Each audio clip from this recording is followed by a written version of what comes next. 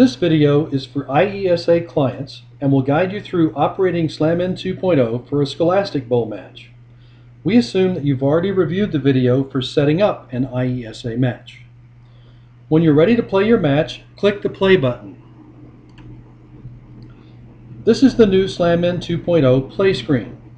You see team score boxes in the middle of the screen. Above the score boxes you see a header that shows that we're ready to play the first half. And above that, you see our SlamIn banner. This is an area of the screen that you can customize. You could put your school's logo there, or if you want to use this feature to raise money for your team, you could use it as a place to display a sponsor's ad. Ring in and answer time countdowns display in the upper right-hand corner of the screen as we're playing through the questions. At the bottom of the screen, above the gray line, you see the play button, which you'll click on as the moderator starts to read each question. Below the gray line, you see several controls: ring-in test, subs and setup, timeout, edit scores and timers, and end round. We'll use each of these in this video, starting with ring-in test, which you can access at any time. When you click ring-in test, we're ready for someone to ring in, and when they do, you see and hear what you'll experience throughout the match. My team, Julie. After one player rings in, click Continue Ring-In Test until everyone has tested their buzzer or slammer. Other team, Irene. When you're finished with your ring-in test, click the End Ring-In Test button. For Scholastic Bowl, SlamIn knows that we start out with a toss-up. So when the moderator begins reading the first question, the SlamIn operator should click Play. This makes it possible for players to ring in.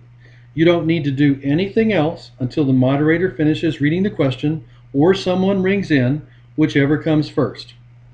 If the question is computational, click the Computation On button, which will bump the ring-in timer to 30 seconds. If you've done this by mistake, the button's label has now changed to Computation Off, so you can click it to turn off computation. Let's assume the moderator has finished reading the question, so we'll click Start Ring-In Timer. This starts the ring-in timer countdown in the upper right-hand corner of the screen. When someone rings in, we see and hear that player's announcement. My team, Julie. And we wait to hear how the moderator judges their answer. Let's assume that it's right. I'll click the Right button. Under Scholastic Bowl rules, that team earns 10 points and SlamIn gets ready for the reading of the bonus that they've earned. When the moderator begins reading the bonus, click Play. As you can see, SlamIn knows which team is in control of the bonus and offers you a Start Deliberation Timer button to press when all 4 parts of the bonus have been read. When you click this button, it begins the 30-second deliberation timer countdown in the upper right-hand corner of the screen. When the controlling team is ready to answer and calls time, click the End Deliberation button. This exhausts any remaining deliberation time and presents right and wrong button pairs for each of the 4 bonus parts. Click on Right or Wrong as the moderator judges the team's answer to each part. SlamIn will automatically award 5 points for each correct answer. Let's mark parts 1 and 2 right and parts 3 and 4 wrong. So we'll click right on part 1, right on part 2, wrong on part 3, and wrong on part 4. As you can see, SlamIn then automatically offers parts 3 and 4 to the rebounding team, and we'll assume that they get both parts right. Now we have a score of 20 to 10, and it's time for the next toss-up. On this toss-up, let's once again assume that the moderator finishes reading the question and we click Start Ring-In Timer, which begins the ring-in timer countdown. This time, when someone rings in, Other team, Matt. Let's mark their answer wrong. And you'll see that SlamIn offers the other team the remaining ring-in time or 3 seconds, whichever is greater. If the ring-in timer gets to 0 before the other team rings in, SlamIn gets us ready for another toss-up. Just click Play again when the moderator starts to read the next toss-up. What if, after the moderator has said Question, a player sneezes and hits a buzzer by mistake? My team, Fred. If your rules allow it, just click Undo to remove that ring in, then continue with reading the question. On the other hand, if something goes wrong during the reading of the question, for example, if the moderator inadvertently gives a clue to the answer while reading the question, click End Question, which will throw that question out. That's just about all there is to it. You only need to click on a few clearly labeled buttons to operate SlamIn, and it does all the rest for you. By the way, it's even easier to operate SlamIn using keyboard shortcuts such as 1. The spacebar, which starts a question and can also start a timer. In effect, it clicks the play button for you. Number 2, the B key for bonus, which is an easy way to remember that it's the right answer key. 3, the backspace key, which you press for wrong answers. And number 4, the C key for computation on and off. Every SlamIn kit comes with stickers that you can put on your keyboard to remind you of which keys do what. And it's even easier if you use a wireless host remote control that allows you to move around the room to run the system. Let's keep going though and throw in a few other variables. If a coach calls a timeout to substitute a player, click Subs and Setup, and then confirm that you really do want to pause the match in progress.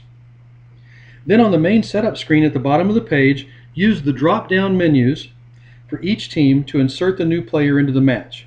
We'll swap out our first player just to show you how this is done. When you're ready to return to your match, click the Resume button. Then it's probably appropriate to do another ring-in test to test the new player's buzzer or slammer. My team, Jamie. Another thing you might need to do is adjust the score. To do that, click the Edit Score and Timers button. This dialog box lets you make that adjustment and some others you may need to make. If you need to adjust the score, just put the new score or scores here in the boxes to the right of the team names. For example, I'm going to award other team an extra 5 points. Just put that new score in the field to the right of the team whose score you want to adjust, and you're done. Now, if after review a judge decides that a team's answer to a toss-up should have been marked as correct, and we need to play another bonus question with this team in control, use the radio button next to that team's name to put that team in control of the next bonus. Then after clicking OK, you can see that we've adjusted the score and we're ready to play again. Now if you need to play that bonus instead of a toss-up, click the question type drop down here to the right of the play button and choose bonus. When you've read all the questions you have for the first half, click End Round.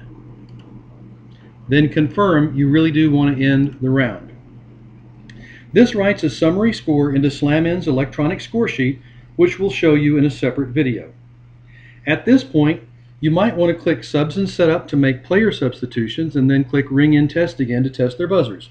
But when you're ready to start the second half, click Start Round. This resets SlamIn for the second half and gets us ready to play again. Play the second half the same way as the first. When you're finished with the second half, click End Round.